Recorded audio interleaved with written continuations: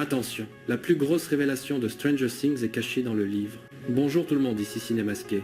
Je porte le masque, mais mes critiques, elles sont sans filtre. Un raccourci dans le temps que lit Holly. Ce n'est pas une coïncidence, c'est la clé. Dans le livre, il y a ça, une entité mentale qui contrôle une dimension prison, Camazotz. Dans Stranger Things, on a le Mind Flayer qui contrôle le monde à l'envers. Le livre nous donne le modèle pour comprendre le vrai méchant. Et le plus fou, c'est que, dans le livre, le père est prisonnier de ça. Dans la série, Henry n'est peut-être pas le vrai méchant, mais une victime. Le Mind Flayer l'a manipulé depuis le début. First Shadow le confirme. Henry n'a fait que céder à son influence. Mais alors qui va être le sauveur? Dans le livre, la fille Meg sauve son père avec le pouvoir de l'amour. Dans la série, c'est Holly. Elle est coincée avec Max dans la dimension de Henry. Max, c'est son guide, son Calvin. Et Will, c'est le Charles Wallace du livre, le réceptacle que le méchant veut reprendre. La prophétie est là.